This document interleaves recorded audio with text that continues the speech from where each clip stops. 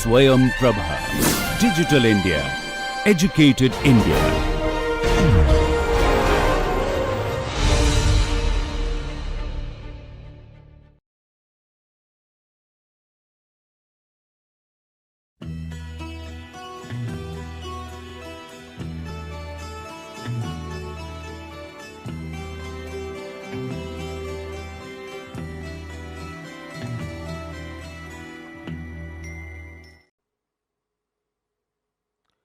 Today's lecture is on order analysis. After having discussed the Fourier transform, Fourier series, Fourier analysis, usually I would have seen that in Fourier analysis we dealt with stationary signals, wherein the signal was not changing during the time the Fourier operation was being done. But in real life you will see instances where the machine's speed do not remain constant and they change while you are doing either the data acquisition or doing the analysis. We have discussed about subsystem analysis, wherein we could find out the families of sidebands, but today in the last series on signal processing, that would be completing module 3, we will be discussing about order analysis. So, let us see what this order analysis is. To begin with, I will just recall your discussion on ideas on signal. Signals could be periodic and very deterministic, or CDM signals could be, this could be an example of your stationary signal, and another could be non-stationary in the sense the features of the signal over a given block of time are different, like the mean, standard deviation, etc., could be different over different blocks of time, which is the reason why we call them to be non-stationary, as opposed to stationary signals whose RMS amplitude, whose mean, whose standard deviation is the same no matter how long where you take the sample or take the signal. But let us take the case of a signal from a rotating machinery, wherein the speed was changing, and you will recollect maybe the frequency was increasing, again decreasing, this kind of time period will be obtained. This is the high frequency band, and this is the relatively low frequency, and this is the amplitude. Now, how is such a signal generated is first we will see, and then I will take you to the one experiment, wherein I will show you how this has been collected. Usually, if I have a rotating shaft,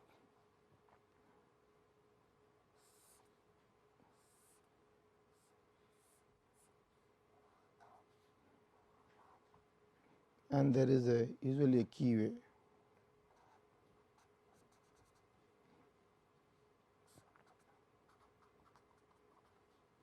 and this shaft is rotating.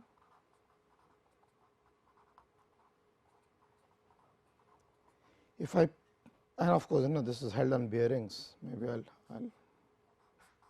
these are my bearings, and of course, there is a casing, etc. This could be any machine, okay. And if I put a transducer here, this is my transducer,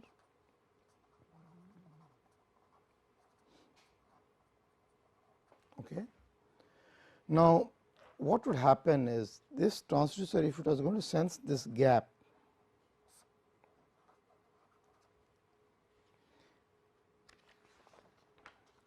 every rotation,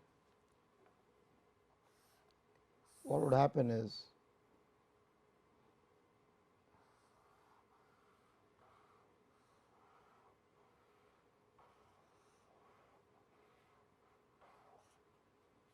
this time, this is the voltage as generated by the sensor, and this should be nothing but one revolution of that shaft. Now, if the speed of the shaft was changing because of the dynamics of the machine, what would happen? This time period would either decrease or increase, but that transducer, or which is sometimes known as a key phaser by some commercial companies, gives the signal as to indicate whether the shaft has come just below, the key has come just below the transducer. So, any speed fluctuation is captured by just knowing that one rotation of the shaft has been completed. Now, if while we are doing a data acquisition, for example, if I had put an accelerometer here or a vibration sensor here,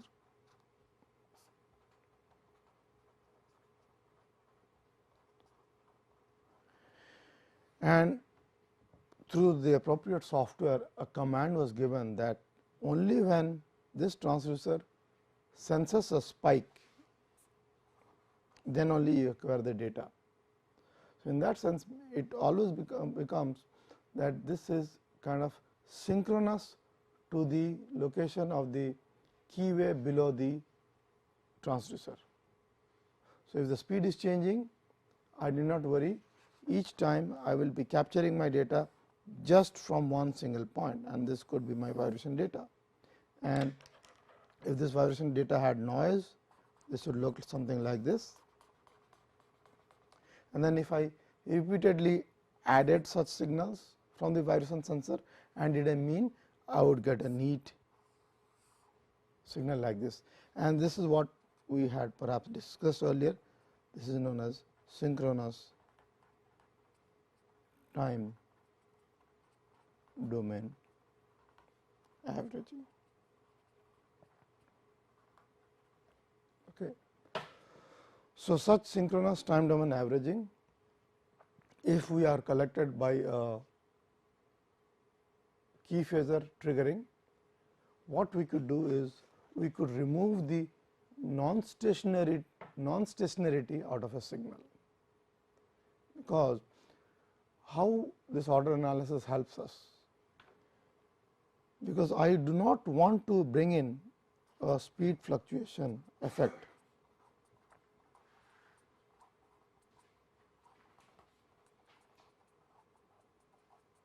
Is reduced or minimized in the frequency domain analysis. Well, what does this mean? What does this mean? Just to recollect, I had told you about stationary signals and non-stationary signals. So, I want to remove the non-stationarity out of a signal and just find out the stationary component of the signal. But that does not mean that non-stationary signals have no use in condition monitoring. No, that is not right. For example, if I take the case of some impact, okay, I could do the frequency characteristics of such an impact by techniques of signal processing, which are known as wavelet analysis, short time Fourier transform, etc.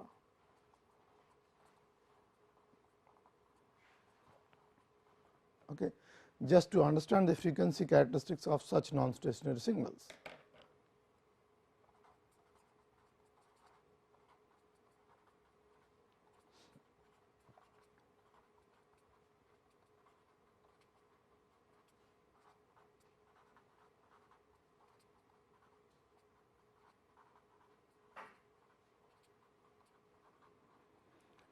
So, there are well established signal processing techniques like wavelet analysis, STFT or short time Fourier transform to find out the frequency characteristics of non-stationary signals or which are known as the time frequency characteristics. We are not going to discuss about this, but we are rather going to discuss whether in a rotating machine, if there is a small fluctuation of speed, it leads to non-stationarity, but I am still interested to find out the stationary component of the signal.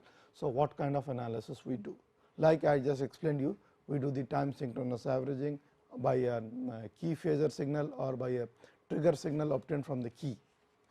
Let us see if this speed was fluctuating while we are doing a Fourier frequency transformation, what would happen? So, if I take such a signal and do the frequency domain analysis, I will see just one peak perhaps.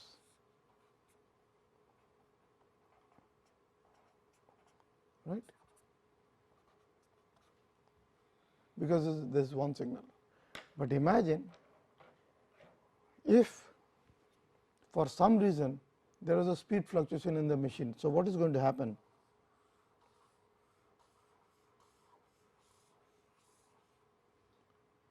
So, in such a case, what would going to happen is, we will start with the low frequency, maybe during the process of operation I will see in the FFT many frequencies, one because of the low frequency, one because of the high frequency.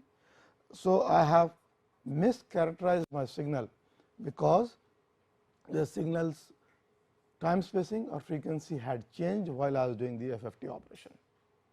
So, this is not right. I would not like to have such an analysis where the frequency representation is a smeared bandwidth, smeared in frequency domain. Okay.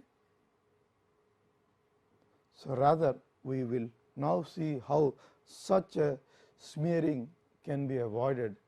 Rather than looking at the frequencies, had I looked at how many revolutions it had completed, I could have got this. So, I will remove my time index from time to maybe number of revolutions, and that means actually orders, how many orders are present. So, no matter whatever is the time taken, as long as one complete revolution is not completed, I will not be getting affected.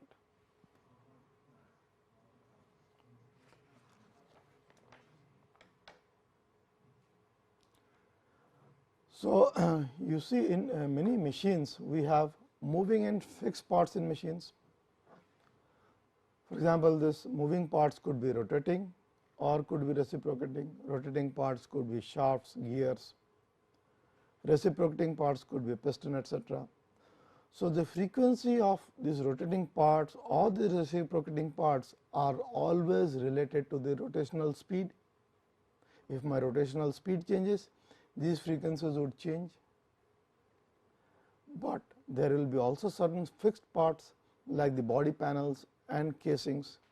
They will have certain resonance frequencies, and these frequencies are not going to change no matter what happens to your speed. So, you can see that there are some frequencies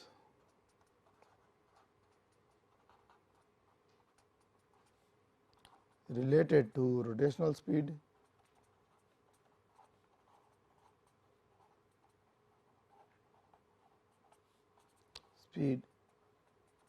like say for example, gear mesh frequency or GMF. This is nothing but number of teeth times the rotational speed.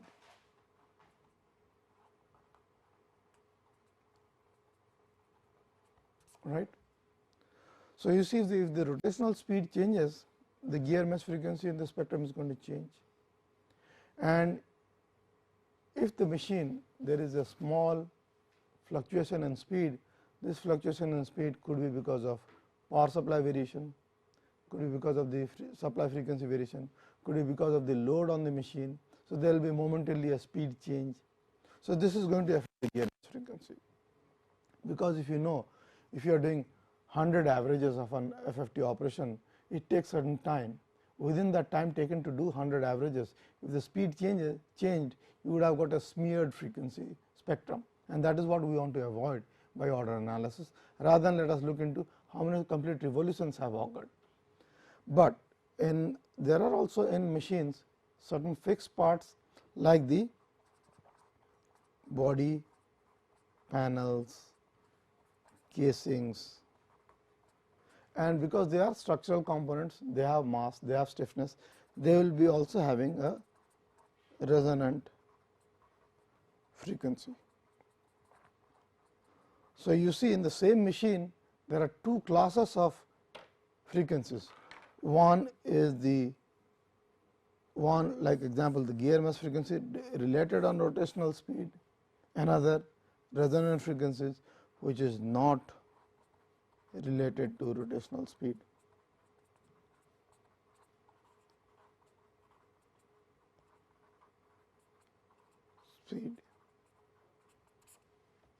Okay. So, this is very easy to detect. For example, in a frequency spectrum out of a machine, suppose I had the liberty or the convenience of changing the rotational speed, what would happen? Every frequencies which were not related to the rotational speed, like a structural resonant frequency, would be constant, right? They would not change.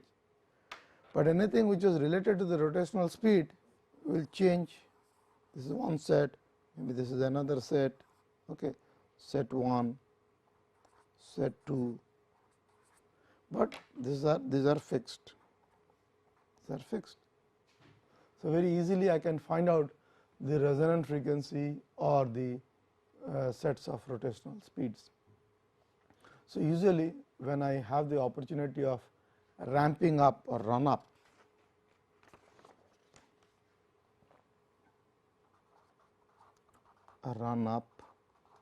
or coast up or run down, coast down, they mean the same thing. This means I am increasing the speed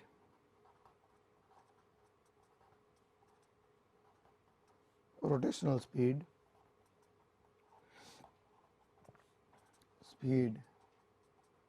from a lower to a higher value, and this is vice versa. This is the reverse. Okay. That means, if I was to plot the speed and say maybe the vibration amplitude, this should be a run up case. Okay. I will give an example where they use a lot of run ups. Let us take the case of a gas turbine. Gas turbines have to run at almost around 20,000 to 30,000 RPM. So, one has to start from rest from 0 hertz all the way up to 20,000 RPM. So, what happens in this 0 to 20,000 RPM, you can understand that there will be many modes of natural frequency of this rotating shafts. So, imagine if I was to very slowly increasing the speed from 0, 100 hertz, 200 hertz, 300 hertz, and then I am sure to pass through couple of resonances of this rotating speeds of the rotating shafts of the turbine. And if so happens, if I stay for a longer time at one of these resonating speeds, I may be creating harm to the shaft, in the sense the shaft could be subjected to high fatigue loads. So, in fact, when the switch on a gas turbine, they usually ask you to accelerate up to the rotational speed, while at the same time not stay at a particular speeds for till you reach the final speed for a longer time, because as you know, you will see in rotordynamics that it takes time for the amplitude to build up at resonance. Okay. So, you have to quickly pass through the resonance. Okay. And if you have sat in aircrafts and the pilot was starting the engine, you would have experienced that once it goes up to the highest RPM of the gas turbine, you will go through regimes of different resonating frequencies, and you can feel that kind of jerk or loud noise at particular frequencies. That is when you are passing the resonances. Okay. So, that is what is known as a run up or a coast up, and then similarly when you switch off a machine, it will come down to rest, and that will be coast down or run down. So, if I was to measure the acceleration of such a coast up or coast down and do a frequency domain analysis, you will see that how the frequency distribution will get smeared. Rather than this, if we measure just the order or the rotational of the machines, you will see that the fixed speeds will be not affected by the rotational change in the rotational speed of the machine. So, why this vibration and sound mechanisms are generated? Because of the critical speeds of the rotating shafts, because of excited resonances and stabilities and varying loads, and this is what is responsible for vibration and sound generation in machines. Okay. Instabilities could be because of the operational difficulties, because of the dynamic conditions. Loads could be varying because depending on the applications, and some of the resonances in the structure or in the machine could be excited while you are doing a coast up or coast down. So, we will see how such frequencies can be identified by this very convenient technique of order analysis. So, to summarize, you recall, order analysis is a technique by which instead of looking at the frequency domain in the x axis, we are looking in the orders or in how many rotations the shaft has undergone, and one rotation means one complete order and so on. So, what is the principle behind this order analysis? It is the key to sound and vibration analysis on rotating machines, because the rotational speed of the machine is simultaneously measured with the measurement of sound and vibration. I just gave you an example how the key or the key phasor signal was measuring the rotational position or rotational speed, and simultaneously it was triggering the accelerometer kept on the bearing to measure the vibration. So, this is combinedly measured, and when the analysis is related to rotational speed, it is called as order analysis. So, rotational speed given by RPM is nothing but revolutions per minute, and that is the first order. So, for example, if a machine is running at 1000 RPM, the first order is 1000 RPM, its harmonic would be 2000 RPM and so on. So, what are the methods of order analysis?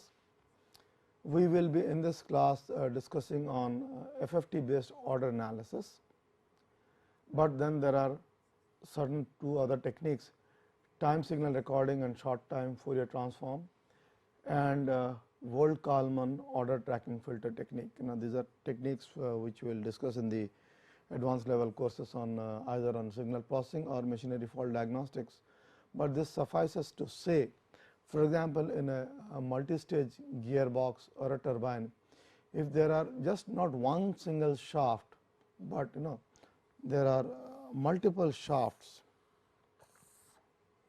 one turbine, many rotating shafts. If this was rotating at n RPM, this could be 48 times n and so on. Okay. And suppose from the vibration monitoring of these machines, I just want to know what is the condition of this shaft. So, I know this shaft is occurring at 48 times the rotational speed. So, I would like to see the vibration spectrum of the 48th order. Okay. If I capture the order here by a key phasor signal, by certain estimation techniques like the Wold-Kalman filtering technique, I can find out how in the total vibration spectrum, how is the 48th order changing, and then I can find out only the vibration response of this will be in orders. of the 48 order into something like this. So, I can find out what is the variation of this. We are not going to discuss this in detail, but we are going just focus our attention to just a single shaft, how by doing a rotational speed analysis we can find out the order.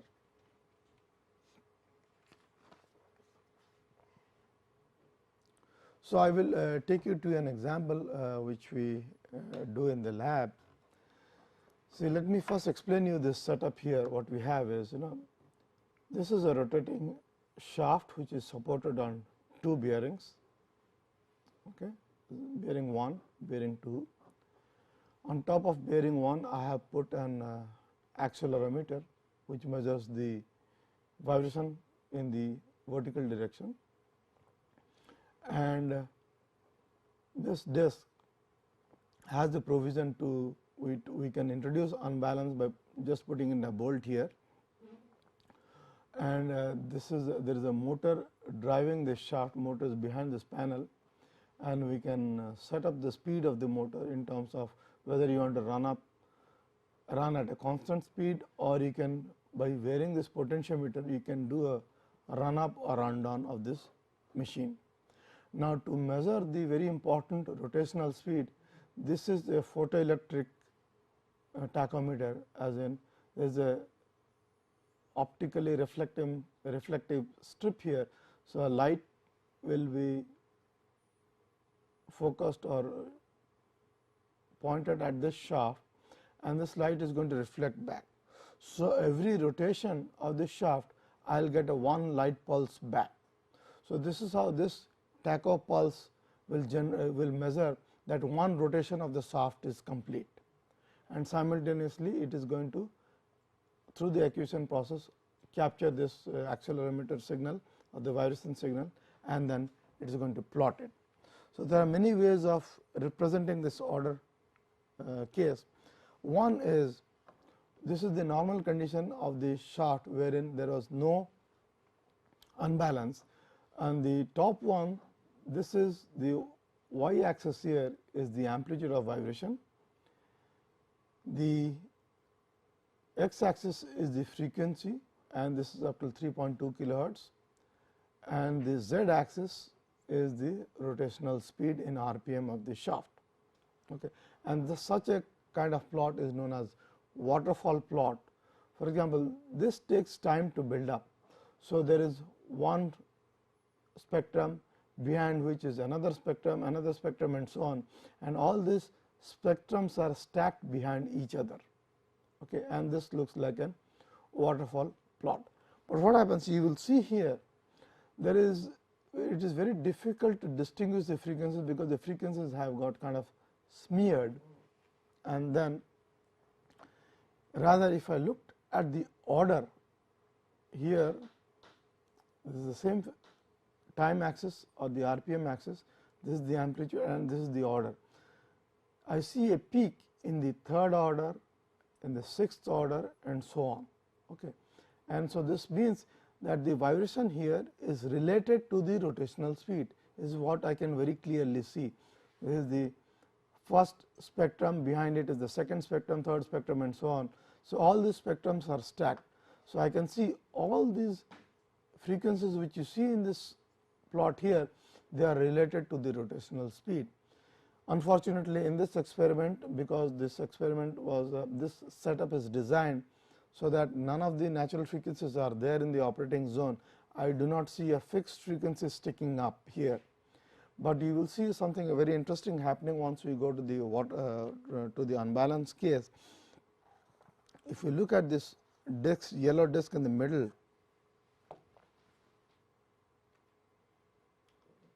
this yellow disc in the middle, there are many holes, okay, radially placed, and if I physically put one bolt and this is made to rotate, so I will get an unbalanced force m omega square r, where m is the mass of this unbalance. So, this unbalanced force is going to give me a force every rotation. Okay. So, here you look, on the third rotation and sixth rotation and so on, and some higher rotations I am getting a lot of vibration levels, and that could be something related to other phenomena in the rig. But if I go to the another plot of this, and this is nothing but the same thing as on a contour plot, where you can see the, because that was a little skewed, and you see this is the color is the amplitude band, and that is the amplitude, and this is the frequency, and this is the order. You see, looking at here, particularly in the third order, you can see this red strip. Okay, the amplitudes of vibration are high. Okay, this is related to the third rotational speed. Now, what we did was we introduced unbalance onto the system. Once we introduced unbalance into the system, and what we did was, in all these cases, even in the previous cases, what we did was, while this data was being collected, we physically moved this, rotated the potentiometer, so that the speed went from 0 hertz to 4000 rpm, or 0 rpm to 4000 rpm, okay, while the data was being collected.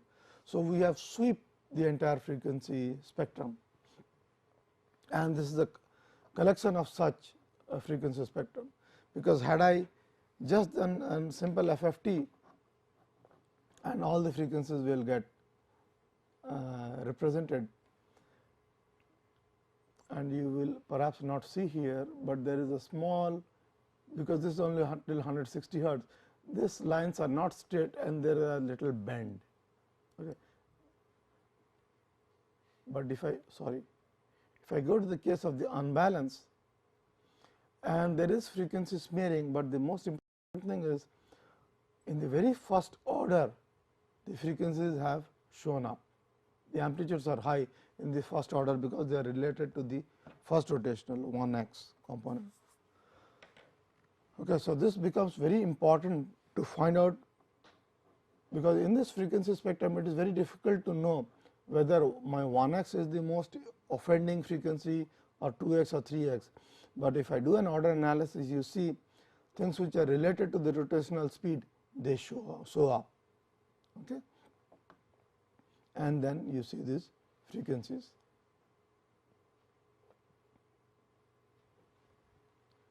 Now, the same waterfall plot, I mean, just to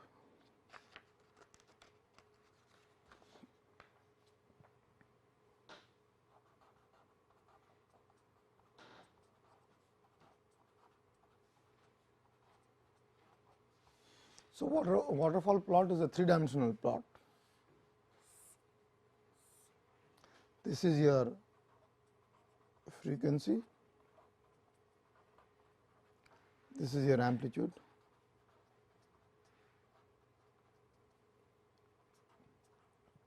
and this is your time.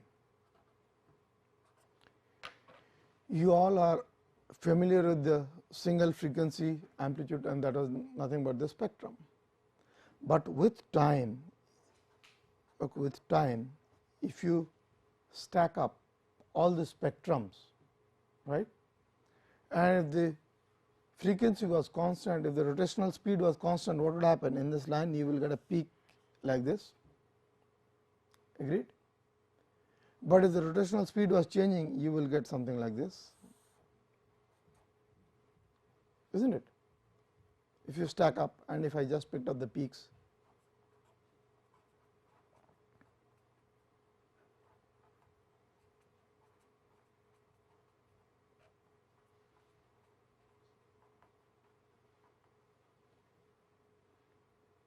okay, and if you, so this is, if I, this was just for a single spectrum. If I average all of these together, I would get a frequency smearing,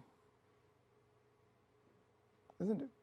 But if I just stack them up in terms of the orders, I will see the phenomena which are related to the rotational speed.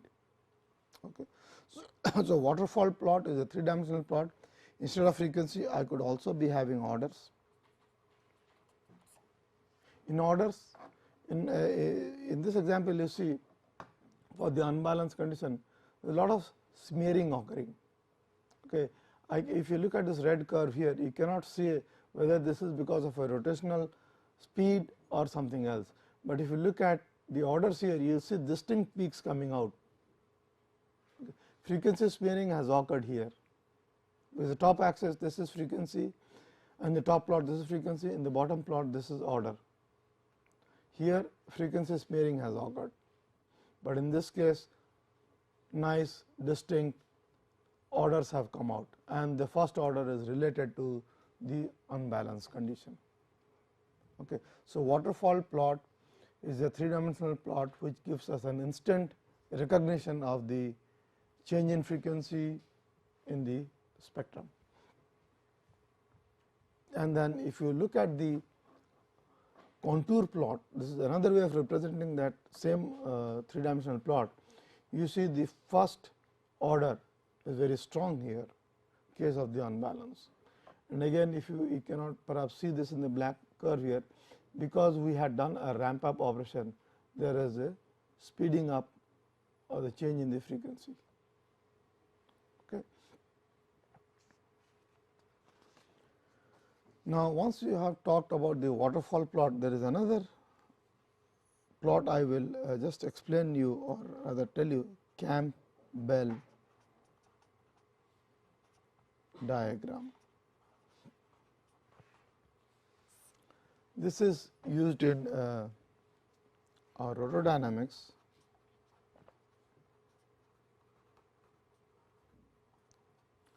Where as a function of RPM,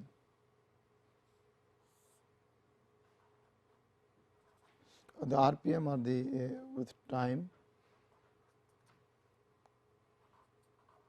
frequency and RPM. Okay, they will at different RPMs you generate the kind of the amplitudes, and wherever they kind of meet, you can find out. This is to find out, suffice to say that to determine resonances in or resonance or critical speeds of shafts. Okay. Shafts need not have only one critical speed. Particularly when we design, say for example, an electric motor,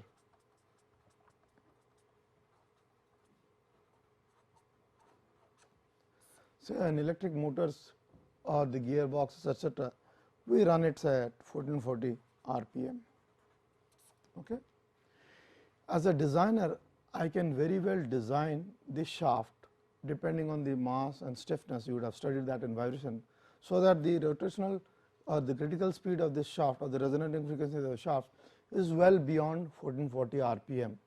Okay, if you take it 1500 over 60 is about 30 hertz. So, I can design a shaft that its resonating frequencies is beyond 30 hertz, right, no problem. But say for example, I have a gas turbine, okay, gas turbine on a 100 megawatt gas turbine. So, it rotates at 20,000 or maybe 30,000 RPM. Okay. 30,000 RPM corresponds to 30,000 by 60, 500 hertz. So, its operational speed is 500 hertz, and it would be almost impossible to have a resonant frequencies only above 500 hertz. A designer would have a tough time designing such a system whose resonating frequencies is always beyond 500 hertz. So, that would require a very very thin shaft, and obviously a 100 megawatt gas turbine cannot be so thin that its resonating frequency is beyond 500 hertz. Well, as a designer, why do you require it beyond 500 hertz? Because it should not excite, or it should not get excited by the operational speeds, but that is not the case. There will be maybe 3 or 4 frequencies, resonating frequencies below 500 hertz. So, it suffices to say that there are shafts whose resonating frequencies are within the operating zone, right. So, I have to find out what these resonating frequencies are, and only during operations I can make sure that I do not excite these resonating frequencies. So, Campbell diagram is used by designers, by maintenance engineers to diagnose and find out rotating speeds, critical rotating speeds of large rotating machines or machines operating at high speeds, okay, 500 hertz and so on. For electric motors, where we are talking about single speeds, we do not talk about Campbell diagrams, but when there are flexible rotors of lot of rotational critical speeds, we will talk about Campbell diagrams. So, right now I will not focus more into Campbell diagrams, but let us see the importance of this key phasor. You will see in condition based maintenance, where vibration is an important parameter to be measured, rotational speed is also a very important parameter which is to be measured, because you just saw an example wherein many of the frequencies which we see in the frequency spectrum, they are related to the rotational speed of the machine. So, it is but important for us that we must measure the rotational speed. So, the key phasor technique is used as a very convenient means to measure the rotational speed, wherein it just gives a voltage signal. Okay. And this could be through inverse of this.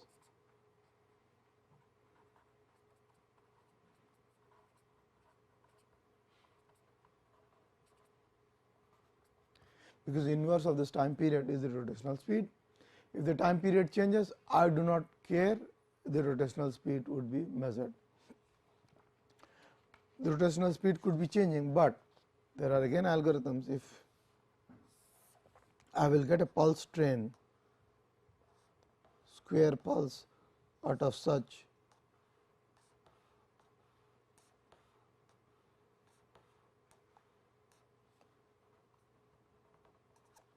certain voltage, the average spacing between these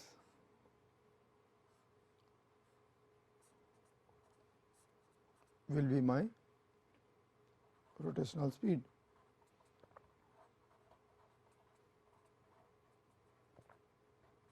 So, there could be there could be a digital indicator of the rotational speed just by measuring.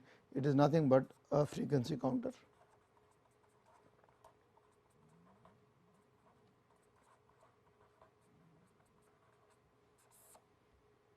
Just by putting a frequency counter, digital frequency counter, I can get the rotational speed. But mind you, this rotational speed, if the digital display or your sampling was very quick, you will see these numbers jumping down, and that happens in many of the machines which will go out to the plant and see that the numbers will be jumping around, maybe 1239, 1241, 1230, etc. These numbers jump around because this speed is fluctuating. Imagine while the speed is fluctuating, if you are doing an average FFT, you will have disastrous results. The results will have no meaning. So, that is the reason why we synchronize our acquisition process by just the triggering signal. So, order tracking or order analysis requires two very important measurements. One is the rotational speed, and other is the parameter. It could be the vibration, it could be noise, etc. also. And then we will see anything which is related to the rotational speed will show up as 1x, 2x, 3x, so on. One very important application of order analysis is the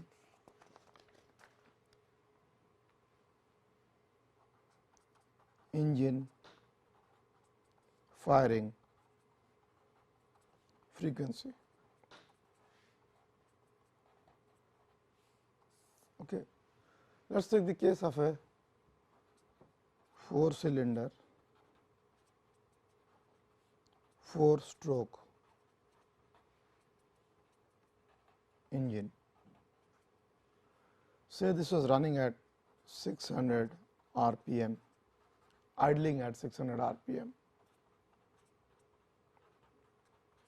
Okay. The question to you is, what is the engine's firing frequency?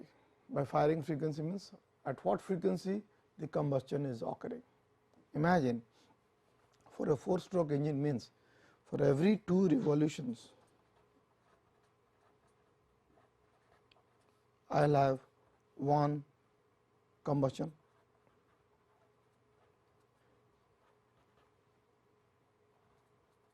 is not it, right.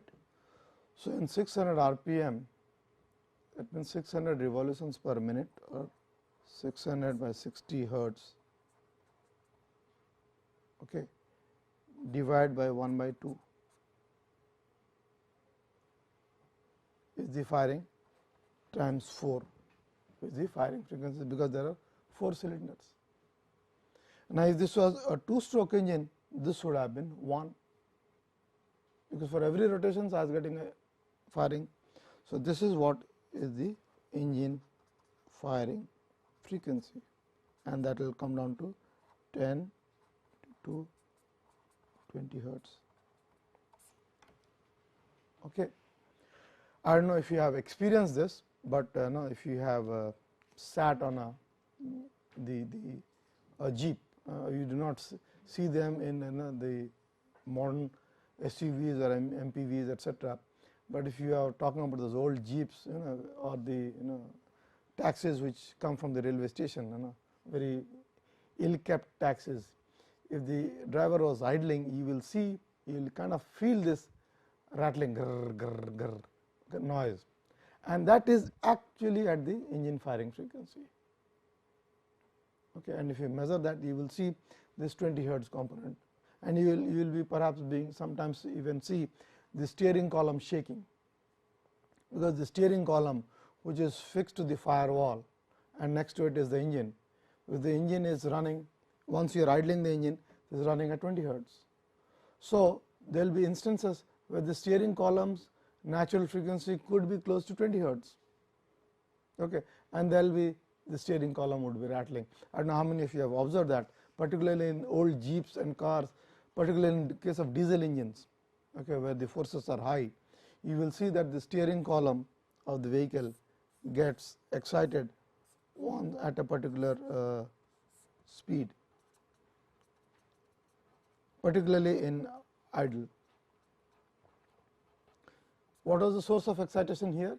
It is the engine firing frequency, because by engine firing I mean the engine's combustion cycle. Okay, there will be a sudden built up of pressure, okay, and this will come down with time, and this is like a burst. Okay, every cycle one burst is happening, okay, and this burst is an excessive pressure wave. So, this pressure wave is giving the forcing function, and this forcing function is coming at 20 hertz, and then it may so happen that the steering column is having a resonant frequency. In fact, I was doing some work for a tractor company. They had a tractor. As soon as the tractor was switched on, there was a lot of shake on the steering wheel, and imagine if a driver is going to hold on to the steering wheel, and the steering wheel was having a lot of vibrations. Okay, it would not be very convenient or comfortable for the driver to hold. So, we find out that steering column or the steering wheel, in fact, steering wheel actually it has a steel structure inside it. Steering wheel had a natural frequency of 29 hertz, and somehow that that engine firing frequency was very close to that 29 hertz during idling at a particular RPM. RPM was about 780 was the RPM, engine idling RPM. In this case example we took at 600 RPM. I vaguely remember it was around 750 RPM was the idling speed and the way to do this was, we could not do anything with the engine. Engine was made by somebody else. So, engine had its idling frequency at about firing frequency at about 30 hertz. So, what we did is by changing the mass and stiffness of the steering wheel, we could shift its frequency, natural frequency. So, that henceforth once this engine was running, the steering wheel was no longer vibrating. So, this is how we can diagnose, this was not in case of a diagnosis, but mostly a case of a design, but by such techniques we can find out the natural frequencies and how to avoid them in design. I was telling the example of gas turbines, we cannot possibly avoid them, but at least if we know these natural frequencies, we will not operate at those natural frequencies. But for the case of a tractor, you can always idle the engine and stay still, but this idling frequency, if it is close to the resonant frequency of the steering wheel, it is going to either have large motions of the steering wheel. So, that is to be avoided. So, order analysis is one technique by which we can find out the frequencies which are related to the rotational speed of the machines. So, if in the spectrum, if some of the, of course, in this examples here, some of these frequencies are not related to the rotational speed. If they were related to the not related to the rotational speed, they could be lying in between these. And perhaps if you go to the higher frequencies, you will see that some of the frequencies do show up, okay, and they are beyond the operating zone of the rotational of the test rig. Okay. Thank you.